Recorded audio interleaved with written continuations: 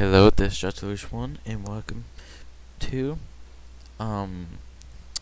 Mr. Nightmare's Financial Freddy creepypasta. Since I'm doing Financial Freddy or the joy of creation, why not just do a creepypasta of Financial Freddy?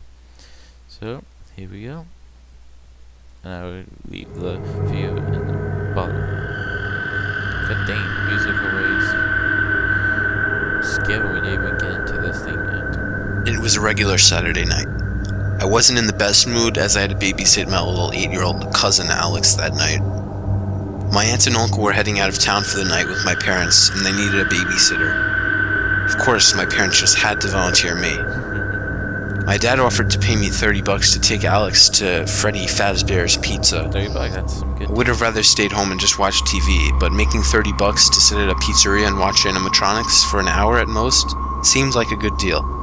Yeah. Before leaving, my dad handed me $50, the extra 20 for whatever the cost was for the food and games. I would obviously pocket the change. My aunt and uncle dropped Alex off as they left with my parents. I greeted Alex and tried talking to him, although I didn't expect much conversation from an 8-year-old. Yeah. It was around 8 o'clock when we left. I had never been to this place. I imagined it would be like Chuck E. Cheese. I did, however, know that this place had a bad history, and that it would be closed by the end of the year. Alex seemed excited. Alright, before we continue, if it has bad history, why would you go there? Why? Just why would you go out there? And go to actually Chuck E. Cheese. They don't have a bad history. On the way there, I couldn't relate. I remember having always been afraid of those singing animatronics in these kinds of places when I was younger. We got there at around 8:15. The last show of the night started at around 8:30. I remember outside seeing a help. Alright, hold on. Well, I know I keep pausing this, but it does a night shift? Who in the right mind was still there at 8 o'clock? Come on. Why would even Chuck E. Cheese doesn't stay up for that long? Oh, I don't think so. I might have to check the time then, but I don't think so. That's some late show. What kid would be up at that? Except for teenagers, because I'm up 24/7. It's actually 11:15 p.m. where I'm at. Wanted sign for a security guard. I wondered why a place like this would even need a security guard, but I shrugged it off. Yeah, especially when you have those things, those kills, we all know. We sat down at a table and I got a pizza for us. It tasted no better than a frozen pizza or what you would get at a Chuck E. Cheese. I didn't expect much more though. The atmosphere seemed a little outdated, like something that would fit in the early 90s. The place wasn't particularly nice or clean, but it was still very popular, which made me wonder what could have happened to make it have to close by the end of the year. While eating, there was suddenly a loud drum roll, followed by a voice introducing the characters. The kids all cheered as the curtains opened up, revealing the 3 animatronic singers, Freddy, Bonnie, and Chica. I was shocked. These animatronics looked old and a lot less detailed than I was expecting. They looked creepy. As they sang their first song, Alex, along with all the other kids, seemed to be enjoying it. Even most of the parents seemed to be smiling and having a nice time. But I just stared with a blank expression on my face. The animatronics' movements were pretty smooth and impressive though. I guess they made up for the looks. After they finished their first song, the chicken in the back, Chica, I swear, turned its head and looked straight at me. I'm out, bro. I'm fast as lightning. When I check out, grab Alex, and I'm not flash out there. I'm not getting killed by that stupid Chica. Especially when problems I'm having with her. When she's just stunned. It wasn't by chance. Its eyes were fixed right on me. I stared back, a little freaked out. Maybe they were programmed to make eye contact like this, but for how long? It was staring at me for at least 30 seconds. Both the other animatronics were turning their heads and eyes to look at the whole crowd, but not Chica. It wasn't until the next song started that Chica finally started moving its head again. I would not be there. I felt a bit relieved, considering maybe I was just being a little paranoid, letting my childhood fear of animatronics get the better of me. At least Alex seemed to be enjoying himself. The song went on for about 3 minutes before ending. I had at this point completely calmed down until it happened again. As the song ended, Chica turned its head to face me, eyes locked onto mine. But this time, Bonnie turned its head to me as well. Okay. First one, yes. Okay, I kinda get it. But this time, oh, I don't know. I'm out there. Bye-bye, I'm out. See ya. I'm not dying tonight. Get Alex, get out of there. Screw everything. I would give the $30 back just to make sure I didn't go there. Making eye contact. And again, why would you go to this place when you have bad history? Come on. And they're staring right at you. Is no one else looking at this stuff? What the fuck? I said, obviously loud enough for Alex to hear me, as he looked at me with a curious stare. I pointed out to Alex that the two animatronics were looking at me. He didn't even acknowledge what I said. Manager? Yeah, I have a question. These two animatronics, they're staring at me. Any problems? Can I get a flag? Can I get something, explanation for this? As Freddy spoke to the audience, both Bonnie and Chica's fake eyes were locked onto mine. My heart started beating twice as fast. At this point, I was freaking out in my seat. I'll be out there. Why was nobody turning around to see what the two robots were staring at? Was anybody acknowledging what was happening? I got up out of my seat to go refill my soda at the fountains, frightened to look behind me at the stage. I refilled my cup and stalled by slowly putting on a new lid and straw. I was just waiting for the next song to start, or some kind of intermission. I just couldn't turn around to look at the stage. Suddenly, I heard Alex call my name. I had to turn around now. It's okay, I thought. There was no way the animatronics were still looking at me after leaving my seat. I turned around to look at Alex, but I saw at the corner of my eye the two heads staring at me. I dropped my cup of soda on the floor out of shock. An employee came over and asked me if I was alright. I asked him why the hell the two animatronics were staring at me. Just as I was saying this, I heard Freddy on stage say it was time for intermission. I turned my head to look at the stage, and the curtains were already closing. The employee explained to me that the animatronics were designed to make eye contact with people before he walked off. Yeah, but two animatronics staring at you for a whole minute does not mean they're supposed to make eye contact. I could tell he hadn't taken me seriously. At least the curtains were closed and I couldn't see them anymore. But still, I just couldn't forget how they looked at me. They stared directly at me, but the way they stared at me, it didn't feel happy or friendly. It felt evil. I asked Alex if he was ready to leave, because I wanted to get the hell out of that place. He told me he wanted to see the rest of the show and play some arcade games. He asked me for my cell phone, telling me that he had to tell his mom something. I handed him my phone and he walked off to the arcade games. As he walked off, I noticed another mini stage away from the main stage. It was called Pirate's Cove. The stage had the curtain closed and a tiny sign out front that read out of order. I asked an employee what it was and why it was closed. He told me that the animatronic that lives on the stage, named Foxy, had a technical malfunction in 1987, causing it to bite out a child's frontal lobe. Hearing this news, I realized why this place had a troubled history, and why it was closing. It shocked me that if such a horrific accident like this happened, how this place managed to stay open all this time. I was starting to feel uncomfortable staying in that place. I wanted to leave as soon as possible, but I knew Alex was having a good time.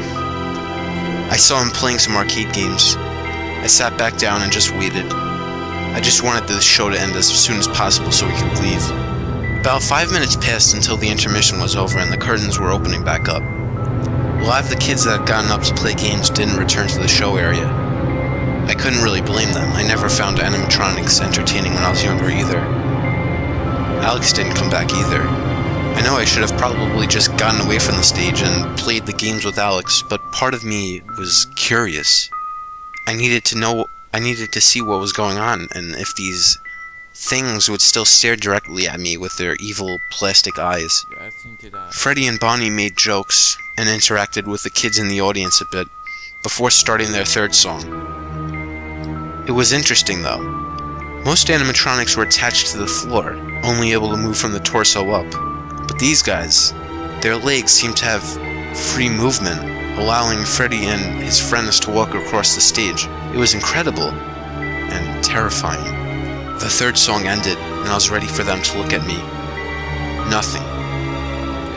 The three robots made jokes and interacted with the kids, none of them even turning their heads in my direction. I felt a weird mix of feelings, relief and discontentment. Why was I anticipating it? Why did I want them to stare at me? The last song went by fast because of all my thoughts. As it ended, the three friends started to say their farewells to the children. At this point, I was convinced that they weren't going to stare at me anymore, and that maybe the worker was right. Maybe they were set to make eye contact with people. It was almost 9 o'clock, which meant that the place was getting ready to close. Most of the parents and kids started to head for the doors. Alex came to me and told me he had to go to the bathroom. The public men's room had an out-of-order sign. Okay, if I was this guy, I would say, hey, we can go bathroom outside, we can go to a gas station, you can go bathroom there, you can wait for 4 minutes or 5 minutes or whatever. Oh, let's continue. On it. I asked an employee where he could use the bathroom, and she said that he could use the employee restroom. The employee pointed Alex to the bathroom.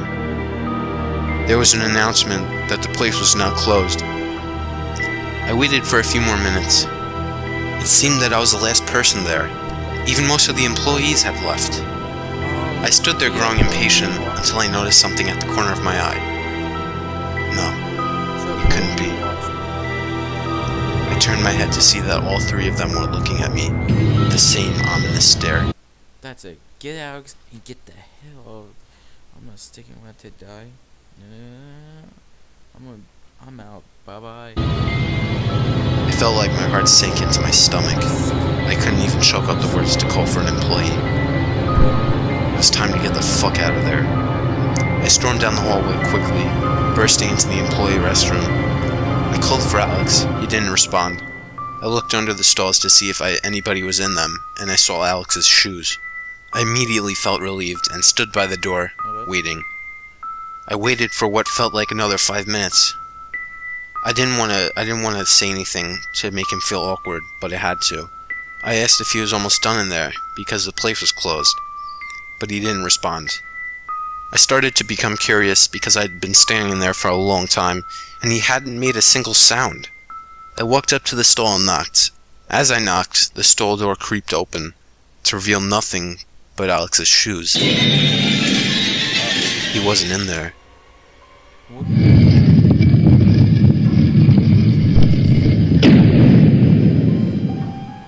I heard it come from outside the bathroom. It was a huge bang. Sounded like some kind of door closing. I ran out of the bathroom to find that the main lights had been turned out, with the only source of light being the dimly lit night lights. I made my way back to the lobby, or at least what I would call the lobby in this place. I screamed for Alex, and I screamed for help, but to no avail. This is insane, I thought. What kind of place completely shuts down in such a rush like this? It was probably only 10 after 9. I ran to the entrance, thinking maybe Alex was waiting outside, only to realize that I was right. There was a giant metal door blocking the entrance. I didn't know what to think of this. I didn't know how to react. I was trapped in this place. Why would a place like this have a giant metal door like that? What were they trying to keep out? We're in. I had to call my parents, or the police, or someone. Alex was missing and I was trapped in there. I reached into my pocket for my phone. Empty. I remembered that I had given it to Alex. I tried to calm myself down. I can't be the only person in the building, I thought to myself. And there had to be a phone somewhere in the building. I walked down every hallway I could find looking for a phone, and occasionally shouting for somebody. The only phone I found so far was disconnected. If it weren't for the fact that Alex was by himself on a Saturday night, I wouldn't have been in such a panic. What the fuck happened to him? Why were his shoes in the stall? What if somebody had taken him? I had to call the police, but there was no fucking phone. I walked down another hallway, finding a door I hadn't checked yet that had a staff-only sign. I opened the door, only to discover a room full of animatronic body parts. The room smelled foul, like something was rotting in there, and I was standing in some kind of thick liquid substance. I got out of that room as quickly as I entered. Seeing those animatronic parts made me think that maybe Alex was sitting in the dining area, waiting. The dining area was right outside the hall I was in, so I thought I might as well check. Navigating the barely lit building was pretty difficult, but also creepy. When I got to the dining area, I called for Alex, but there was no response. Suddenly, I noticed something through the corner of my eye. I could see that the curtains on the stage had been opened again. I could have sworn they'd been shut after the show. I didn't want to turn my head, in fear of what I was expecting to see. But before I could give myself more time to think, I turned my head to the stage, to see Chica and Freddy on the stage. There was a third one. I knew there was a third one. The bunny. The bunny was missing. Where was the bunny? I was able to make out in the dark the heads of the two animatronics, facing me. I ran out of there as quickly as I could, back into the dark hallways. I stopped to catch my breath, but I heard something coming down from the hall. There were footsteps coming my way. I was saved. Somebody was there. I ran closer to the source of the footsteps, yelling for help. As I got closer, I slowed down, noticing that the footsteps were very heavy, unnaturally heavy for a human being. I stopped, thinking something wasn't right. The flickering light ahead of me didn't provide enough light to see the source of the footsteps yet. As the footsteps got closer... Wait, what? What? Okay, we got... How long is this gonna be up? Isn't it me? I was unable to let out a scream. The robot started walking toward me. And at that instant, I ran to the nearest room, which happened to be a security room. I looked for anything to defend myself with. There were no weapons, but there was a button on the wall that seemed to be a door control. The footsteps were getting closer, almost outside the room. I ran to the wall and threw my fist onto the button, causing a giant door to close down to the floor. The robot banged on the door for a few seconds, before the only noise was the buzzing sound of the dim fluorescent light in the room. How was this possible? How could these animatronic performers have the ability to roam freely? Why the hell was that thing following me? These things, are they alive? These nightmarish thoughts kept pouring into my mind, that I almost didn't even notice the heavy footsteps coming from the opposite direction. I turned around, realizing there was another opening to the room, with an identical door switch. I immediately sprang to the door, slamming my hand on the button, not wanting to see what was coming down that hall. I sat in the room, feeling safe for a few moments, until I remembered that Alex was missing. I had to find a way out of there. But there was no way I could step back into those hallways until I knew those things were gone. There were 2 windows in the room, facing either side, with a view into the hallways. I couldn't see anything outside, though. It was pitch black. I noticed that under the door buttons on both sides, there were 2 buttons that were labeled light. Maybe these lights were for outside the security office. I needed to make sure that the robots weren't outside. I flipped the switch on the left side of the room, to reveal the bunny's face staring at me through the glass. I hit the light switch again to turn it off. I didn't want to see that thing. I didn't want to see that thing looking at me through the glass. I moved across the room to the other side, pressing the light switch. I almost fell to the floor in fear. It was Chica, the animatronic chicken, staring at me through the glass. Her mouth was open disturbingly wide, revealing a second pair of teeth inside of her beak. These teeth were smaller and seemed human-like. She banged her hands on the glass, keeping eye contact with me. I shut the light when I couldn't take the sight of the thing anymore. I sat in the chair in the middle of the room, balled up like a baby. This can't be happening, I kept telling myself. Both robots reminded me of their presence with constant knocking on the glass. I feared that they might break the glass. I didn't know what they were going to do to me if they got me, but I imagined the worst. I couldn't see anything through the glass, but I knew they were still there, watching me. While looking around the room, I found a flashlight in one of the drawers. and on the desk I noticed a camera system. I turned it on and a bunch of screens turned on, surveilling probably every room in the building. I looked at a screen displaying the show stage. Freddy the Bear was on the stage, staring right into the camera. I looked at another screen that displayed the Pirate's Cove that I had seen earlier. There was an animatronic poking its head out of the curtains. I remembered that the employee told me that it was named Foxy, and why he was in disrepair. He was still turned on? Then I started to realize it didn't matter if they were turned on or not. These things were fucking alive, and they were evil. I could see the teeth in Foxy, and I knew that I didn't want to be anywhere near him, so I kept my eye on that camera to make sure he didn't move. I sat watching the camera for what felt like hours, and it probably was. The tapping on the glass had stopped, and the fox was still peeking its head out of its curtain. I had been so preoccupied with staring at the idle animatronic fox that I forgot to check any of the other cameras. I looked at the screen displaying the empty stage where Freddy was standing not too long ago. He was gone. Suddenly, all of the camera screens filled with static. I was blinded from viewing anything in the building. I started to panic and looked around the room again for anything to help me. I found an old phone hidden behind a pile of papers. I picked it up to hear a dial tone. It was working. I immediately started to dial for my parents, but I realized it would be a better idea to call the police. I redialed for 911. There was no ringing sound, just silence from the phone. I hung it up to try again, but didn't even get a dial tone this time. The bastards must have interfered with the phone. I got up to take one last peek out of the glass to see if the coast was clear to run. I turned the light on at the left side to reveal the shadow of the bunny standing in the dark corner.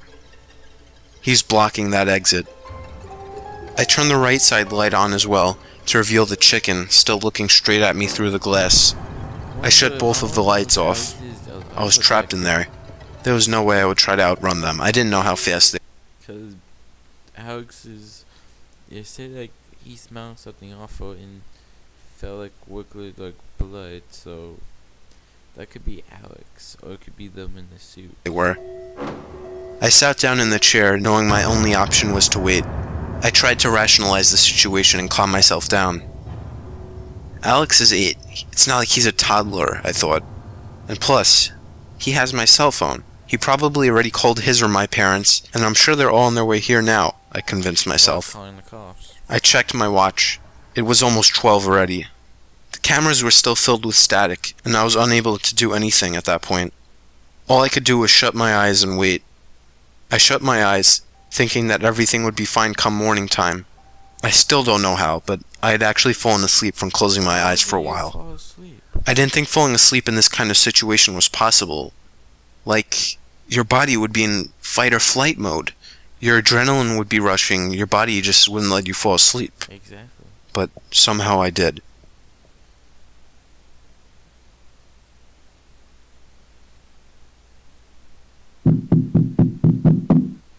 Hello, Ghost.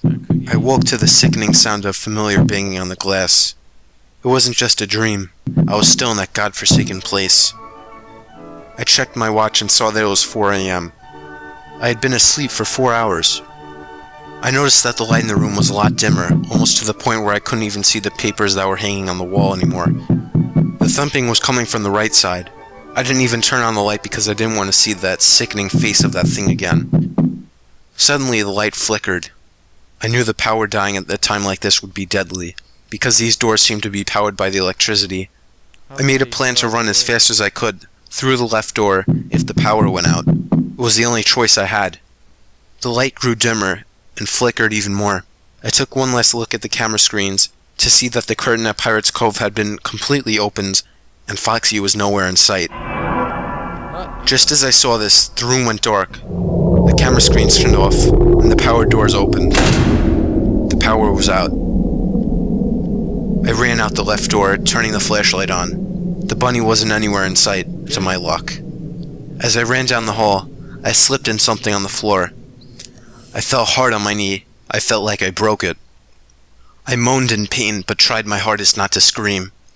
I felt the substance that I slipped in with my fingers. I smelled it. It was blood. I was laying in a big puddle of blood. I immediately assumed it was the blood of Alex and almost let out a cry of pain and sickness. I tried to get on my feet, but the pain in my knee was unbearable. I started to crawl down the hall, with blood all over my arms and legs. I didn't know where to go or how to escape. They would surely catch me now. My luck seemed to have run out because I heard heavy footsteps coming fast down the hall. I had to act quickly, but I didn't know what to do. I looked around me and found a door. I didn't care what room it led to, I just had to get out of the hallway. The footsteps were getting closer. I shut the flashlight and managed to reach the doorknob, pushing the door open. I crawled into the room and pulled the door shut as quickly and quietly as I could. I waited in the darkness as the footsteps came closer and closer until they were right outside the door, and then it stopped. Whatever it was right outside the door. I put my hand over my mouth to muffle my breathing and leaned against the door to block it in case the thing tried to get in.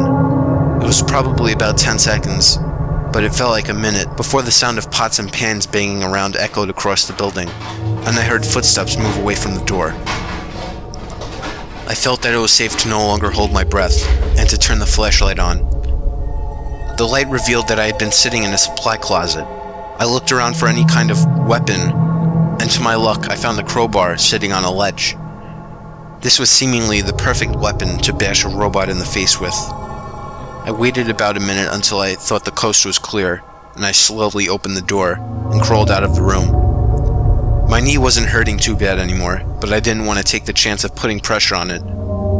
Crawling was quieter anyway. As I crawled through the pitch-black hallways, banging into walls, I noticed that almost all of the floors in these hallways were sticky. The stickiness caused my skin to make a peeling sound off the floor each time I lifted my hands or legs.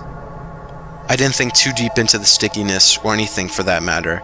I was too focused on getting out of there and finding Alex. As I crawled down the hall, I noticed moonlight shining in through a window in a room up ahead. I hoped the window would be low enough and big enough for me to reach and fit through. I crawled to the doorway, but the sight of two big long eyes stopped me. The eyes were fixed on mine, even in the dark. I turned on the flashlight and shined it at the figure. It was Foxy. He looked like a broken, unfinished animatronic with pieces missing altogether. His legs didn't even seem to be finished, as his robotic legs were not covered up by plastic fur, and his feet were just two pieces of metal. He raised his hook hand and started moving quickly towards me. I managed to get up on my feet, ignoring the pain on my knee. I held up the crowbar ready to swing it like a baseball bat. As soon as the robot got close enough, I swung the crowbar to hit his robotic leg, causing him to fall to the floor. I took this opportunity to smash his robotic head numerous times with the crowbar, causing gears to fly out of its face. The eyes were still glowing, fixed on me, but his legs seemed broken, and that was enough to stop him from getting me. I hopped closer to the window. The other robots no doubt heard what just happened, so I had to hurry. I reached the window. Luck was on my side, because the window was reachable and big enough to squeeze through. I swung the crowbar at the window, but it didn't break. I suddenly heard many pairs of footsteps coming from down the hall. I swung the crowbar again.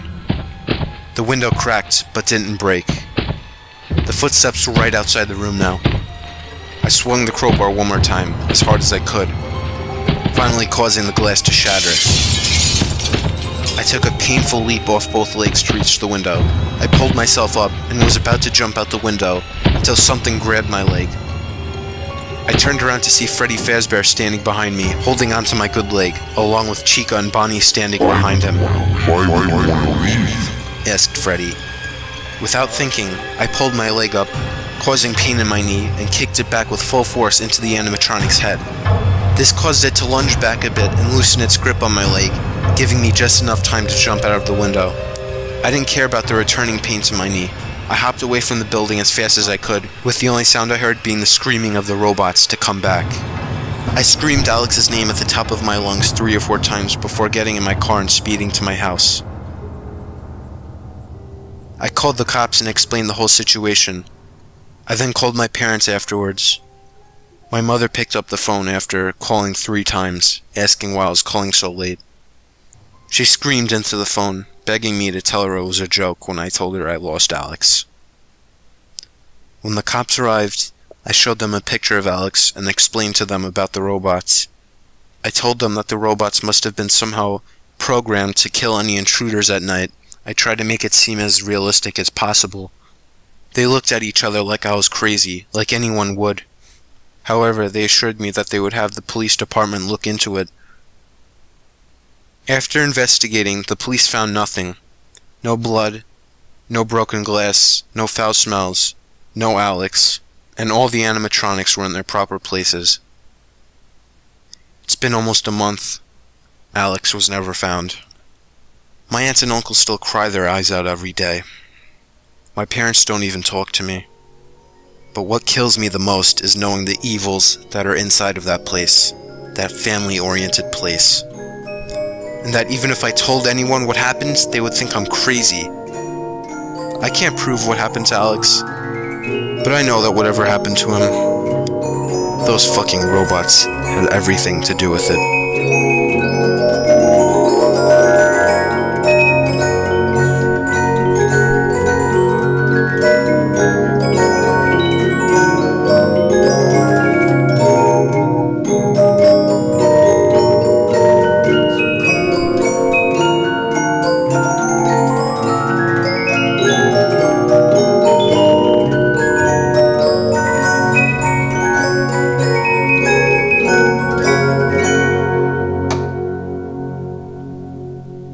Alright.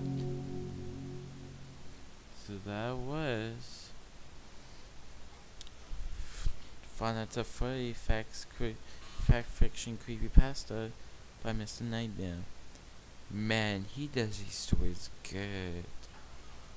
Oh, especially when it's this night, when I'm at night. I was looking back because I'm about my parents asleep, so it's just me and my dog's out in the living room, so just watching my back, you know, and think you come from behind. Mate, that's how good it is. It makes me look behind, watching my back. But yeah, wow. Please, guys, if you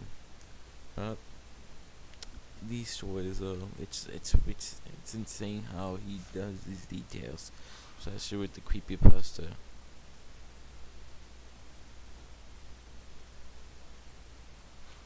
It's ridiculous.